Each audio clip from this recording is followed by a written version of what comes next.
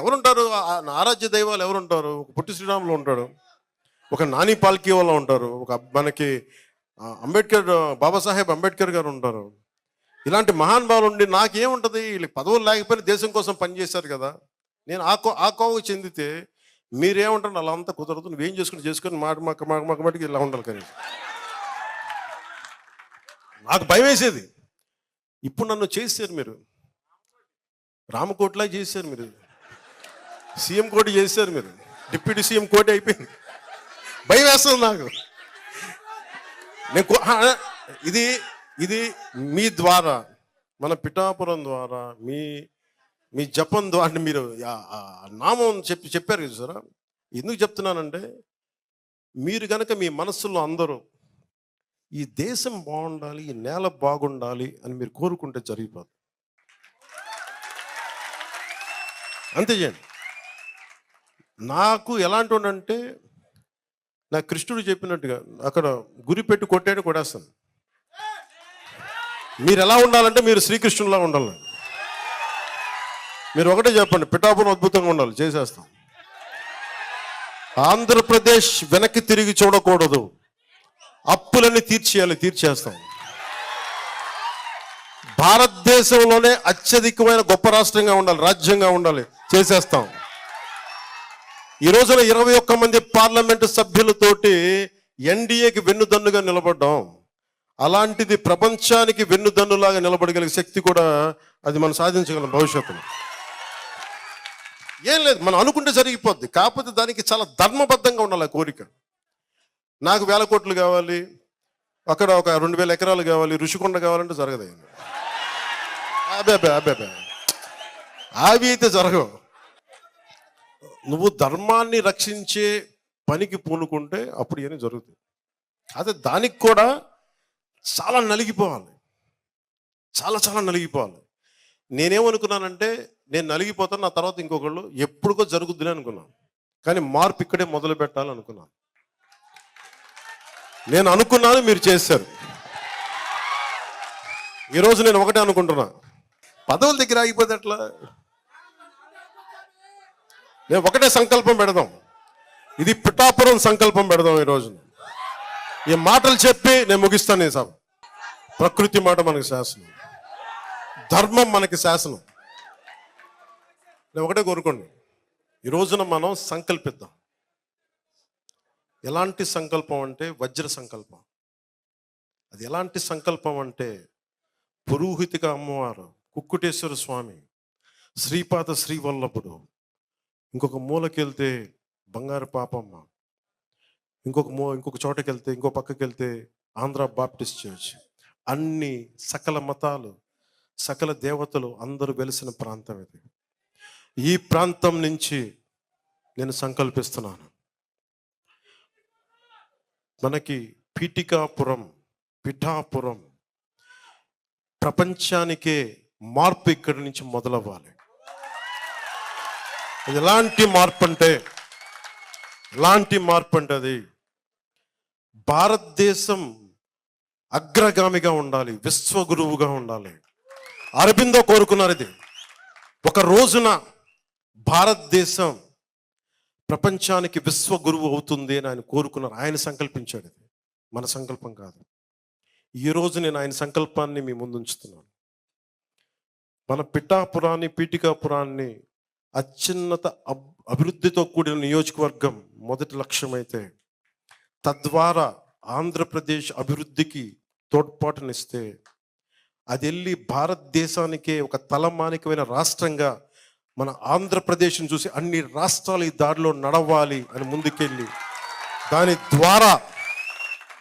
ద్వారా భారతదేశం అంటే తలెత్తి చూసుకునేలాగా ఒక 5 సంవత్సరాలు కాదు, 10 సంవత్సరాలకు ఎప్పటికీ ఏదైతే ఈ దేశ ధర్మం ఉందో అది ప్రపంచానికి చాటి చెప్పేలా, భారతదేశం శక్తి సంపన్నతని ప్రపంచానికి తెలియచేసేలా, సకల గురువులు ఇది విశ్వగురువు అని చెప్పేలా, అలాంటి బలమైన వజ్ర సంకల్పాన్ని నేను సంకల్పిస్తున్నాను, మీ ముందు పెడుతున్నాను.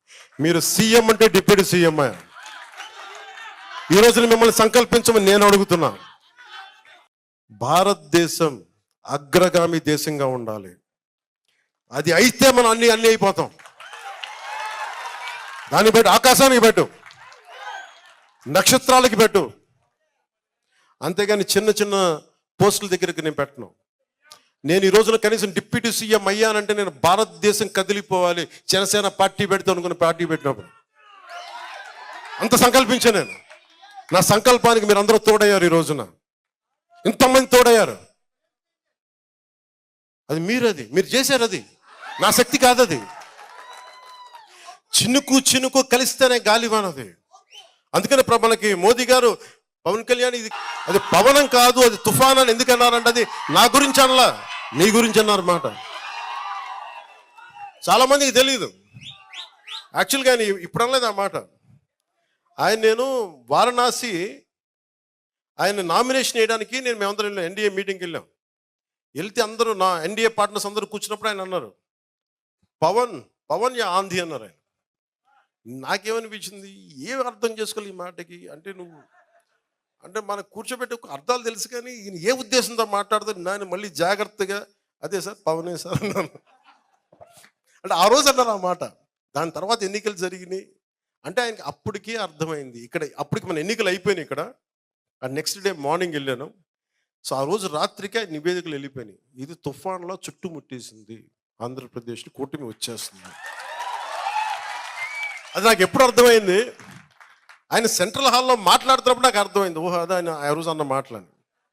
ఎందుకంటే నా గురించి మనం ఎక్కువ ఎందుకు ఊహించుకుంటాం సార్, జాగ్రత్తగా కొంచెం అవసరమైతే బలం ఒక 40-50% తగ్గించుకుంటాం కానీ తక్కువ చేసుకుంటాం కానీ ఎక్కువ చేసుకోం కదా. సో నాకు అందుకు అనిపించింది, అంటే మీరు ఇచ్చే శక్తి లాంటిది. అది నాకు ఆ ఉద్దేశం చెప్పడానికి చెప్తున్నాను. ఇది ఆ పాయింట్ చెప్పడానికి చెప్తున్నాను. ఇది చాలాసార్లు ప్రధానమంత్రి గారు ఎస్పీజీ వాళ్ళు ఏం చెప్తారు, దయచేసి నువ్వు రాకుండా ఉంటే బాగుంటుంది సభలకు, మేము భరించలేకపోతాం మీ వాళ్ళ శక్తిని. మేము కోరుకుంటాం నువ్వు రాకూడదు ఈ సభలకని. ఎందుకంటే మాకు నైట్ మేర్ అయిపోతుంది మీ సెక్యూరిటీకి. నీకు ప్రధానమంత్రి గారికి మీ వాళ్ళతో ఉండాలంటే మీ జన సైనికుల శక్తి, మీ వీరమల్లి శక్తి మేము తట్టుకోలేకపోతున్నాను. సరదా నేను ఆ జోక్ సీరియస్గా చెప్తున్నా. అంటే ఏముంది నేను అనుకుంటున్నా, యువతలో ఏముంది అంటే మీకు అంత లోపల అంత నలిగి ఉన్నారు మీరు. ఎవడన్నా ఒక్కడొచ్చి మాట్లాడతారా మా భావాలు? నేను గొప్ప భావాలేం మాట్లాడను, మీ భావాలే నేను మాట్లాడతాను. మీ గొంతే నా గొంతు, ఈ దేశపు గొంతే నా గొంతు, సగటు మనిషి గొంతు. నేను చినుకు కలిస్తేనే గాలివానది. అందుకని మనకి మోదీ గారు పవన్ కళ్యాణ్ ఇది అది పవనం కాదు, అది తుఫాన్ అని ఎందుకు అన్నారంటే అది నా గురించి అనలా, నీ గురించి అన్నారు మాట. చాలా మందికి తెలియదు యాక్చువల్గా.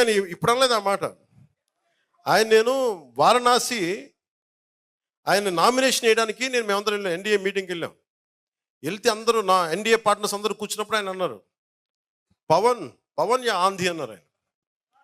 నాకేమనిపించింది, ఏం అర్థం చేసుకోవాలి ఈ మాటకి అంటే మనకు కూర్చోబెట్టి అర్థాలు తెలుసు కానీ ఈయన ఏ ఉద్దేశంతో మాట్లాడుతాడు. నేను మళ్ళీ జాగ్రత్తగా అదే సార్ పవనే సార్ అన్నాను. అంటే ఆ రోజు అన్నారు ఆ మాట. దాని తర్వాత ఎన్నికలు జరిగినాయి అంటే ఆయనకి అప్పటికే అర్థమైంది. అప్పటికి మన ఎన్నికలు అయిపోయినాయి ఇక్కడ. నెక్స్ట్ డే మార్నింగ్ వెళ్ళాను. సో ఆ రోజు రాత్రికి ఆయన నివేదికలు వెళ్ళిపోయినాయి. ఇది తుఫాన్లో చుట్టుముట్టేసింది, ఆంధ్రప్రదేశ్లో కూటమి వచ్చేస్తుంది. అది నాకు ఎప్పుడు అర్థమైంది, ఆయన సెంట్రల్ హాల్లో మాట్లాడుతున్నప్పుడు నాకు అర్థమైంది. ఓహో అదే ఆయన ఆ రోజు అన్న మాటలని. ఎందుకంటే నా గురించి మనం ఎక్కువ ఎందుకు ఊహించుకుంటాం సార్, జాగ్రత్తగా కొంచెం అవసరమైతే బలం ఒక 40-50% తగ్గించుకుంటాం కానీ తక్కువ చేసుకుంటాం కానీ ఎక్కువ చేసుకోం కదా. సో నాకు అందుకు అనిపించింది, అంటే మీరు ఇచ్చే శక్తి లాంటిది. అది నాకు ఆ ఉద్దేశం చెప్పడానికి చెప్తున్నాను. ఇది ఆ పాయింట్ చెప్పడానికి చెప్తున్నాను. ఇది చాలాసార్లు ప్రధానమంత్రి గారు ఎస్పీజీ వాళ్ళు ఏం చెప్తారు, దయచేసి నువ్వు రాకుండా ఉంటే బాగుంటుంది సభలకు, మేము భరించలేకపోతాం మీ వాళ్ళ శక్తిని. మేము కోరుకుంటాం నువ్వు రాకూడదు ఈ సభలకని. ఎందుకంటే మాకు నైట్ మేర్ అయిపోతుంది మీ సెక్యూరిటీకి. నీకు ప్రధానమంత్రి గారికి మీ వాళ్ళతో ఉండాలంటే మీ జన సైనికుల శక్తి, మీ వీరమల్లి శక్తి మేము తట్టుకోలేకపోతున్నాను. సరదా నేను ఆ జోక్ సీరియస్గా చెప్తున్నా. అంటే ఏముంది నేను అనుకుంటున్నా, యువతలో ఏముంది అంటే మీకు అంత లోపల అంత నలిగి ఉన్నారు మీరు. ఎవడన్నా ఒక్కడొచ్చి మాట్లాడతారా మా భావాలు? నేను గొప్ప భావాలేం మాట్లాడను, మీ భావాలే నేను మాట్లాడతాను. మీ గొంతే నా గొంతు, ఈ దేశపు గొంతే నా గొంతు, సగటు మనిషి గొంతు. నేను మీ గొంతే మాట్లాడతాను, మీ గొంతే వినిపిస్తాను, మీ వాణినే వినిపిస్తాను.